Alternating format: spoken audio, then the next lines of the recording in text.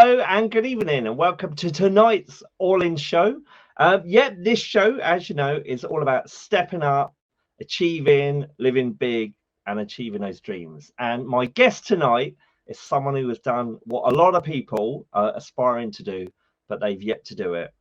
Laila, she's written a novel. Let me bring Laila in now. Hey, Laila, how are you? Hello. I'm fine. Thank you, Stephen. Yeah, thanks for It's lovely joining to talk us. to you. Thank you very Yeah, much. no, I'm going to let you say everything because you've sort of filled me in on what the novel was about, and it is amazing. But I want to break this sort of interview into three parts, really.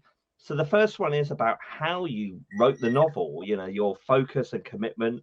It's a big novel. I've got some video footage here of the.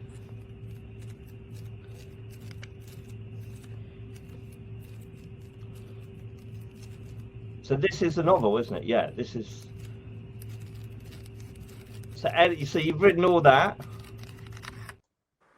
So we talk about how you how you found the discipline to do that. Then we talk about the novel itself, and then the inspiration, because I know it's a political novel, very contemporary. So yeah, how long did you spend writing it then, Laila? To be honest, it's taken a few years. So I started, I think, probably in about 2015. At that time, my daughter was doing a project at school that she needed some help with, and it was for English. And she wanted to choose a topic that maybe nobody else had written about before. So just out of the blue, I sort of said to her, why don't you write about child brides in Afghanistan? I mean, that's something that we hear a lot about in our community. But it would be maybe a good idea to talk about that and raise awareness of it. So she did her project on that, and it was really good. She got great marks for it. But then off the back of that, it was Ramadan. The days were very long. And I started writing a short story myself. And I would, in the evening, email that across to my nieces. So what I did was I wrote a short story, and when they'd read it, everybody was like, oh my God, you can't leave it like this, because I'd left it on a kind of a cliffhanger ending. Yeah. And it was about a child bride. It started off, but I didn't go into any details. I kind of stopped at kind of on the wedding day, and I kind of left it like that. And everybody was like, we need to know what happens to this little girl. You can't leave it like that. So then, as I said, it was Ramadan, and I was fasting during the day. So I would be typing away. And at that time, I hadn't started working full time, so I was still able to do a lot of writing. And I would write a chapter a day, and then I would send it to my nieces, and they'd read it, and they were like, wow, keep going, keep going. So I think I kind of got encouraged by the feedback that they gave me, and I just developed it. But then I started working full time, and then with a family and all the responsibilities, I didn't have as much time to devote on the story, but I didn't actually have a timeline in mind. So I didn't ever kind of set myself a goal to say that I need to finish it by a certain date. And for me, it really has been what you would call a labor of love, because Yeah, I've I was going to enjoyed say. every moment of writing it. There have been times when I've stopped writing for a month or so, and I've gone back and reread what I've written, and then it's inspired me to kind of suddenly write so much more. And there comes Yeah. a time when you are writing, and then you do get a bit of kind of a writer's block, where you really can't think of how else to move forward, or how to proceed, or how to develop the characters. So I've often taken breaks, gone back to it, and then suddenly found that I've got so much more to write. So there are times when you do maybe struggle to kind of develop the storyline. I haven't ever had any kind of attended any classes for writers or anything like that. Yeah. And a lot of it has just just flowed from ideas that I've had, things I've heard about within our family, within our culture and community, and parts of what people have read and what they've fed back to me was that they can't believe that I've never been to Afghanistan. They Right. can't Okay. believe that Yeah. I've never actually seen the things that I'm describing, and they're like, Yeah. when I'm reading this, I really do feel as if you're someone who's actually lived there, breathed the air in there, because the way I've described things, it really does kind of feel like I've been there. But then I've got lots of family there. I've got lots of friends that I've spoken to. I've done a lot of research into sort of different aspects of life there. So I do think that it is quite authentic. And I've tried to kind of be as authentic as I could be, despite, not having visited the country myself. But that's where a writer's imagination fills the gaps, isn't it? And you sort of I think so, yeah, take from definitely. your own life experience or your imagination and what you think it could be like. But you're always associating it back to a real life experience, I think, because I Yeah, write as well. So yeah, that's how you can live it, because you yeah, kind of have lived it yourself. So is this is this your first novel? Have you? yes, yeah. Yep. And but you've been writing in the background, it sounds like, before. I have written before, but I've never kind of really published anything. At work, we have our own intranet where I've done some blogging, and I've written about things that have been, quite important to me. So things regarding my faith, and for example, I started writing about Ramadan, letting people know kind of from a Muslim perspective what it's like, what we do, and other sort of cultural things that I wanted to kind of raise awareness about. So Yeah. I've kind of, that's the only kind of format that I've ever kind of published things that I've written for other people to read. And even then I got quite good feedback, because Yeah. I've kind of kept it lighthearted and put some anecdotes in there and kept it quite humorous. That's the kind of the style that I've written things in. But Yeah. other than that, I haven't actually ever published anything else, really.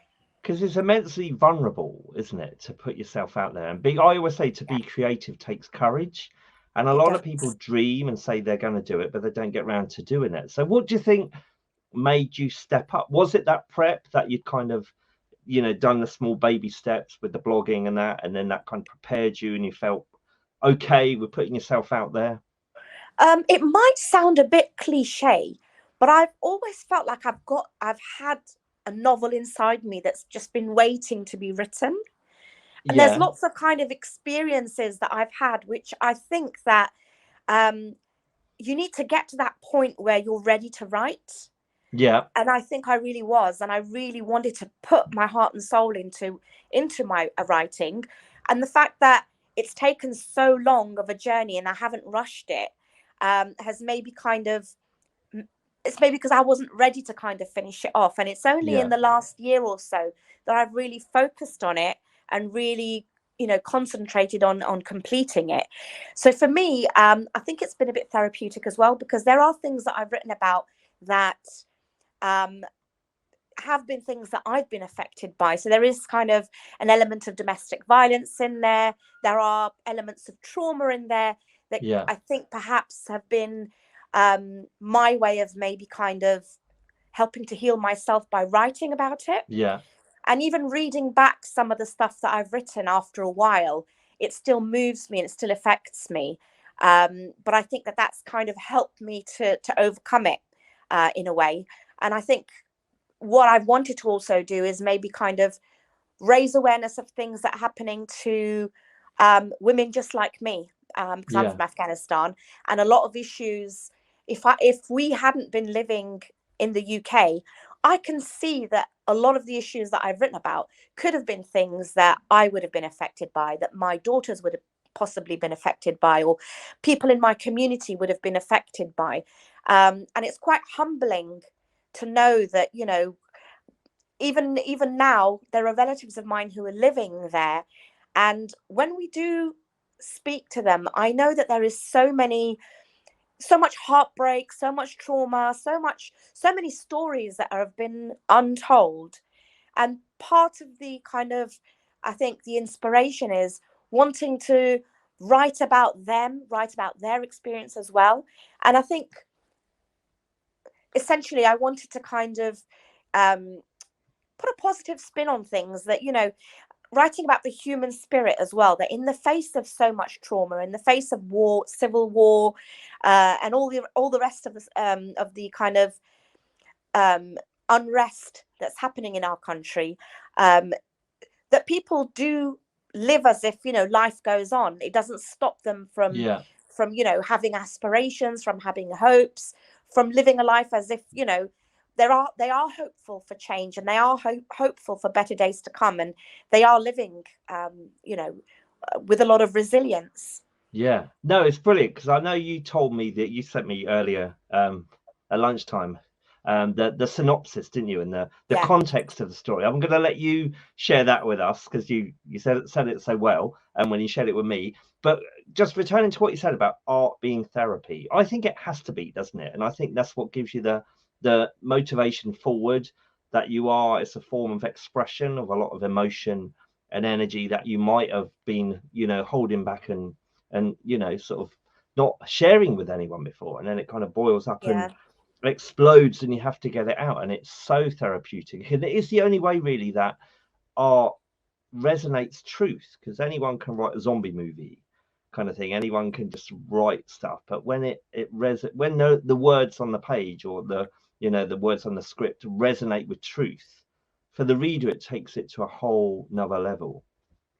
So I think sometimes I haven't censored myself, so I haven't thought about how people close to me would react to the book. No, I think that's so important. That's because I teach script writing, and I think that's the number one thing. Never censor you. If you're thinking of what Ofcom will dispute or whatever, then you kind of put limitations on it, and I think you can't. I think, but then again, that takes courage, where you are like, no, I'm ready for this. I need to get this out. Yeah, no, that's really interesting. So what is the story? Tell us the story then. So the story starts off with a marriage, and it's a child bride who is being married off to a warlord. Now, there's the description in there about, the actual event and the day itself. But then what I decided to do was actually go back in time and then talk about all of the events that led up to this marriage. So what were the causes, and what were the things that happened to that family that resulted in them being forced to give their young daughter, in marriage. And when I went back in time, I explored a lot of different issues that are quite prevalent in Afghanistan. So it branched out talking about the drugs issue that's in Afghanistan. Now, Afghanistan is well known for being one of the countries, the largest exporters of heroin, cocaine, crystal meth now as well. And they've developed ways of purifying it quite cheaply using certain plants that are growing there, and just cooking that with. So it was quite interesting for me, kind of learning about these things as well and doing the research. But then, so it sounds like you've become a bit of a Walter White, a Breaking Bad, in your research for writing this novel. Yes, and talking about the political backdrop. So we've got there was the period where the Taliban came into power. So they were in power for about 4 years.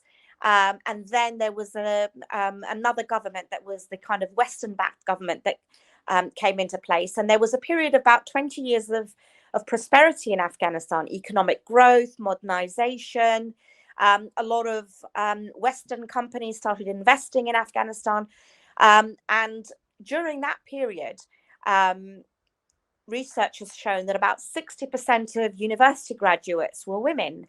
Women were taking up occupations in the army, in the police force, in the air force, and they were really doing very well, coming out of that era where the country was kind of held hostage by the Taliban, where women were not allowed to go to school, they were not allowed to leave the house without a male member of their family accompanying them. So there was also a kind of the pop music industry suddenly burst into life in Afghanistan, because during the Taliban era, music was banned, television was banned. So then you'd have these sorts of pop idol, the Afghan pop idol came on TV, and there were lots of sort of young people, suddenly for the first time expressing themselves, singing, dancing. And singing and folk songs are quite a very important part of Afghan culture. We have folk songs about anything that you can think of. And even growing up in London, I learned a lot of the folk songs from my mother. She hasn't been to Afghanistan for about 50 years, but from her youth, she knows all of the folk songs, and she passed that all on to us as well. So, wow, okay. yeah, there's a lot of that was suppressed during the Taliban time, but during those 20 years of prosperity, people wanted to kind of try to come back to, to their roots and doing things the way they wanted to. Unfortunately, in August 2021, the Taliban came back.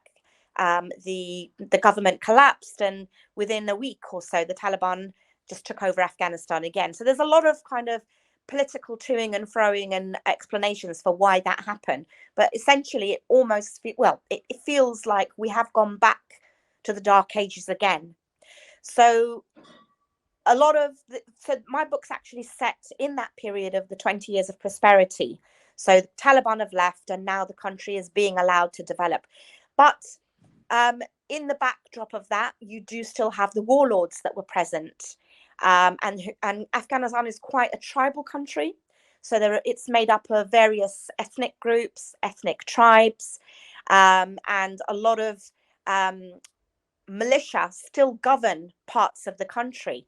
And they're kind of quite ethnic based groups, and they control things like the drug production, the drug fields, things like that. So it's a very interesting but sad state of affairs, I think. But there is always hope. There is always kind of light at the end of the tunnel, and that's what I want to sort of portray in the story. Yeah, no, well. I love the fact when you sent me over the synopsis that you really enhanced that. Yeah, really amplified that, because we are bombarded with doom and gloom, aren't we? And I think we do live in a very, the world at the moment is very chaotic and uncertain. And I think we all turn to art for some kind of comfort and kind of structure, even if it does give us hope. Sounds like it's really raw then, and really contemporary and political and a bit edgy. Yes, there are lots of taboo subjects in my book that people know about, but they don't really want to talk about, because Afghanistan has always been quite a conservative country. There are things that go on that are kind of brushed under the carpet and that people don't want to talk about. Unfortunately, something like paedophilia is rampant in Afghanistan. That's something that everybody knows about, but nobody has ever really tried to tackle it. Yeah. So unfortunately, that is, and it's not towards girls necessarily, it's more towards boys. And it's something that, it's a prideful thing that people engage in, unfortunately, the warlords especially. So that's something that I wanted to bring to light, because it's something that there's even documentaries been made on this about, and they call it things like, the dancing boys, where sort of underage boys would be dressed up as girls and they dance to entertain men. And for some reason, it's tolerated. Now, I don't know where it originated from or why it is tolerated. But during the after the Russian invasion, when there were lots of kind of the Mujahideen groups where they'd kind of be off at war for such a long time, and they'd be away from their families, it seemed that having relations with women was seen as anti-Islamic, and it would be seen as kind of fornication. But having a relationship with a younger boy didn't have the same connotation. So it was something that happened, people knew about it, and people weren't talking about. And that's something that I've written about. And I think that will be something that will shake Afghans themselves when they read the book. Yeah. But they can't deny that it is a big issue in Afghanistan. So you're looking to educate and illuminate and heal. Definitely. Yeah, Muslim culture. Because we don't know, you know, in the West here, we see snippets, don't we? We see like Yeah. 5 minute max every day and the same news footage repeated on all channels. Yeah. And it just seems like a lot of rubble, you know, another one of those places that are far away from us where everything seems to have been bombed, everything's chaotic, they look a bit different, it seems very primitive, and Yeah. we're so ignorant of what the truth is of that's going on and happening in those places. So you really want to bring this to a Western audience and make us aware. And Yeah, absolutely. Because despite never having been to Afghanistan and being born and raised in the UK, I can't deny that I have very, very strong feelings about my country and about my people and about how they've been suffering and the issues that they're dealing with. I mean, through work recently, there's been an influx of cases of Afghan refugees coming to London. And through my work, I've been able to sort of attend a few events or go to places where I've been able to kind of talk to them and see what the issues are, that not just Afghan refugees, but we've got obviously the Ukrainians, these Syrians, people that are coming to this country having fled atrocious situations that people can't even imagine. And I think that brings it close to home, the kind of the human aspect of things, that we don't actually realize what it is that people have been through and what it is that they're suffering. And there is a lot of unhealed trauma, and there will be a lot of kind of post-traumatic stress disorder associated with everything that people have been through. And a lot of the time, even in our own culture in Afghanistan, we're not very touchy-feely. It is about putting on a strong front and just getting on with things, and this is life, what can you do, sort of thing. But I really did want to kind of tap into, you know, the humanness of what's going on, and raising awareness of it, I guess. It sounds amazing, Laila. I've not even asked you, what's the title? So I did have a couple of titles, kind of that I was kind of toing and froing, which one should I choose? But I've chosen the Bride of the Khan. Okay. And if people want to read it and get hold of a copy, should they email you or? So let's just say watch this space, because once I've got things in place, I will let you know as well, and then you can kind of share it with your audience as well. So I'll put that underneath the video, so anyone that's interested, wants to read it, find out more, can email me and I'll pass the details on to Laila. Lovely. So you shared us you sent over some photos, didn't you? If you want to talk us through, what were these like inspiration, or? So we got this photo here. So this was something I wanted to show, that women's aspirations in those 20 years of prosperity, when so we went through the presidency of Hamid Karzai, who was put into power after the I think it was about in the year 2000 or 2002. Women wanted careers in the army, in the police force, and we've got the picture of here of female members of the Afghan National Army. So, you know, wanted to show that women in Afghanistan have got all the same aspirations that women in the West have. Wow, and that was happening in Afghanistan. Yeah. Because I think our stereotyped view of from the West towards Afghanistan is that women are very submissive, they're not allowed to do anything, they have to hide themselves and cover up. And that's not the case then, or that it's kind of reverted back now. It's reverted back to that because of the Taliban. But no, that wasn't the case. In fact, I didn't put any pictures. I didn't share any pictures of what was happening in the 1970s. But in the 1960s and 1970s, there was a lot of investment in schools and universities and factories, and women were at the forefront of, you know, the medical field, you know, all aspects of science, production. Women were leaders in all industries in Afghanistan. And I think that would have been typical of Iran as well. Iran and Afghanistan in the 1970s, they were very, very well-developed countries. So we're kind of lied to then in the West about these other countries. Do you think there's an antiquated stereotype that's projected to us? I'm not sure Or is if it it's a just me? Am stereotype. am I It's ignorant? Is not it just a my ignorance? stereotype. This is what's happened, unfortunately, to those Yeah. countries. So after the kind of the Russian takeover, sort of the Russian war, where they kind of came into Afghanistan to bring communism to Afghanistan, the Afghans banded together in a range of different Mujahideen groups, and they were backed by different countries to, to get rid of the Russians. But after the Russians left, there was like a vacuum. There wasn't an elected government.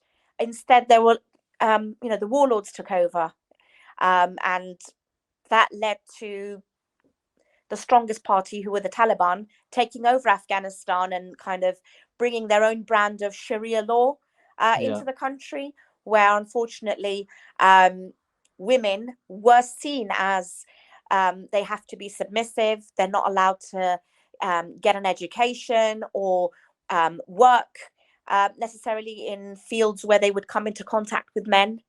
So there was a rise of these small sort of cottage industries and like sort of factories where women would be like sewing and doing things where women could be together, but not in, for example, going to universities, getting an education, working in the government, working in hospitals, things like that. Unfortunately, that they were completely against all of that. Wow. Okay. We've got some more pictures here. Yeah. So this is the burqa that these ladies are wearing. Now, prior to sort of in the 1970s, you wouldn't see many women in burqas. They were all kind of quite modern, conservatively dressed. But this, and also we've got an insert here of a lady who was the first Afghan female pilot. So on the one hand, you've got the women who are, kind of completely covered except for this small section around the eyes, which is kind of sort of the crisscross crocheted, where they can just barely see through that. But then you've got another picture of a lady who's still observing her hijab. She's still covering her hair, but she has become she's become the first female Afghan pilot. Wow. Okay. What's happening here on these two pictures? These two pictures again, you've got the women who are getting their identity cards, and on the identity cards, they've now introduced putting people's tribes and their ethnicities on the identity cards, which didn't exist before. And then you have the women who are demonstrating against the Taliban, who have banned them from schools. So now in Afghanistan, schools are open to girls up to primary school age. So from secondary school onwards, education has effectively stopped, and there's no university education now for women either. So that's women who are still bravely demonstrating, despite knowing that going out to demonstrate could mean that they would get flogged, or they'd get beaten by the Taliban who patrol the streets. So they are putting themselves at risk, but they are still demonstrating for their rights. Wow, real bravery then, real heroes, modern heroes. Wow, okay. You got some more pictures here. Yeah. So here you can see the American soldiers in Afghanistan patrolling the streets, and there are sort of Afghan children in the background. And again, there's another picture there of female Afghan soldiers who have been trained, and they were actually trained to join part of the ANA, which is the Afghan National Army, by the Americans. And there's a couple of little Afghan girls there in their traditional Afghan clothing. And finally, we've got this picture. So the picture in the background is the area called Bamiyan, where the Buddhas were, the Buddhas of Bamiyan. So in the background, you can see the hills, and the Buddhas were actually carved into the hills. And they used to be a very, very famous tourist attraction, and people from all over the world will go to this green, lush, beautiful valley called the Valley of Bamiyan to visit and see the Buddhas. But unfortunately, the Taliban bombed them, and they actually destroyed the Buddhas, which were thousands of years old, in the city of Bamiyan. And then you've got an example here of women in Bamiyan, in that area, and they are kind of you can see the mother, and she's training her young daughters in needlepoint. Wow. Thanks so much. So you're self-published, aren't you? Yeah. Yeah. You're looking for Well, a I'm going to publishing house. self-publish, I guess. Yeah. Yeah. Or I mean, Yeah. I'm open to options, to be honest. At the moment, I'm still, I've written the book, but I'm in the editing stage. I know, having, working as a writing myself and sort of working and, having a goal and setting yourself a goal to finish. It's a monumental task. So Yeah. total, I'm raising a invisible glass to you. The achievement that what tips would you give to anyone that is saying, yeah, I want to do what Laila's done? How do I do Just it? do it. Just do Yeah. it. I think that for me personally, it's been something that I've really enjoyed doing. I didn't set I think myself a that's the timeline. key, isn't it? That Yeah. is the key. Yeah. Find the passion, really Yeah. enjoy it. And because it's my first novel, like I said, I didn't set myself a timeline of saying when I needed to finish it by, because like I said, I started in 2015 and we're in 2023 now. I think that if I had wanted to, if my intention had been to publish it right from day one and to actually kind of make money out of it, I'm sure I would have concentrated on finishing it as soon as possible and marketing it and all the rest of it. But like I said, because I've just really enjoyed the whole process of it, and there I haven't put myself under any pressure. I've really enjoyed that. But now I'm actually getting excited myself by the fact that it's done, getting ready to Yeah. kind of finish the editing and then kind of put it out into the world and let other people read it and then, hopefully give me some positive feedback. Is there a sequel in the works, do you reckon? I Or have actually, because the book itself, you know, it is very, very long, I think. But as and when I've been writing, I've constantly thought of more and more things, and then I've kind of made myself another Word document where as soon as those ideas come, I make a note of them quickly so that I don't forget. And I think I've got enough material for a second book now yeah, as no, I well. think that's the thing, that these people come Yeah, alive in your head and they kind of take on a life of their own, don't they? And suddenly yeah, you realize there's all these other potential narratives that you can yeah. tell. And yeah, no, brilliant, brilliant. So Part keep of us what posted. I will do. Yep. Part of what I've also done is that different characters in the book, I've tried to kind of in the process of character development, I've tried to go back and try to understand what makes that person do what they've done. So whether it's someone who's a warlord, whether it's someone who's the drug dealer, whether it's someone who is the wife beater, I have gone a little bit into their psyche, and then I've kind of gone back into their history a little bit and explained things that happened either in their childhood or in their youth or experience that they've had, to try and explain why it is the way that they are. So Yeah, not because yeah, painting anybody straight away as this is a very bad, unredeemable character, yeah, but I've also tried to kind of show an empathy for why it is that they are the way that they are.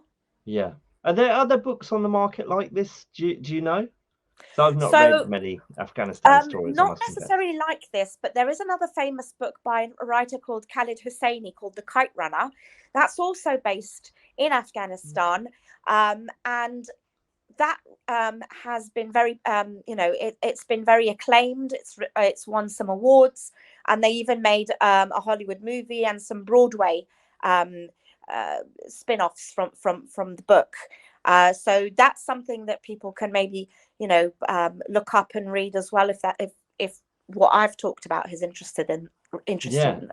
Yeah. I never asked you, but I did ask you this the other. Who's your main influence? What writers have you been inspired by? I don't think I've got a main favorite author, but growing up, I was very much into the classics. So the kind of Jane Austen, Charlotte, and the Charlotte Bronte, the Bronte sisters. In my teens, I was very much into a lot of the kind of teenage books, Judy Blume. I was very much into people like Jackie Collins, Stephen King, Catherine Cookson. So quite I think a diverse range of Yeah. genres. Well, I've been there's interested your in. there's your study, isn't it? That if you, I do think any writer they spend years absorbing the kind of the art form I think and so. get a Yeah. wide taste, and that all goes into your subconsciousness, and then you kind of work Yeah. out your own. Yeah. And if you No, think brilliant. about it, the writing styles, the classic writing styles, the way that, for example, Jane Austen wrote her book, Pride and Prejudice. I remember at the age of like 14 or 15, I read Anna Karenina by Wow. Tolstoy. Yeah. And obviously I read the English version, not the Russian version. But then, that was the kind of intense literature that I was reading. And I think you can't help but pick up storytelling styles Yeah. from No, those definitely. authors. Yeah. And I think that reading is really, really key for anybody who wants to kind of be successful in writing. They should read different styles, different genres to get an idea of kind of how to create drama in a scene, how to evoke emotion in your reader. And I hope that that's what I've been able to do.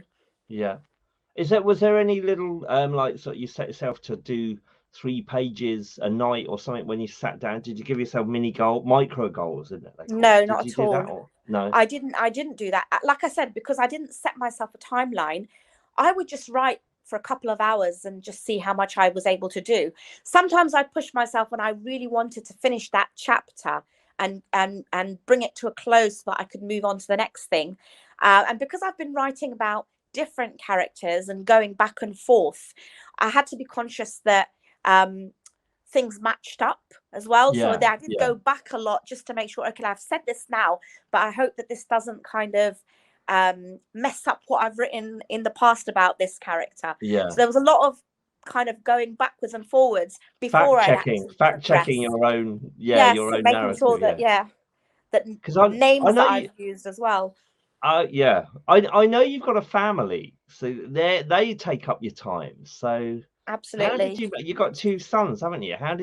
What did you do with them? Did you lock them in the cupboard when you were writing, or? I've got 5 actually. Oh yeah. Yes.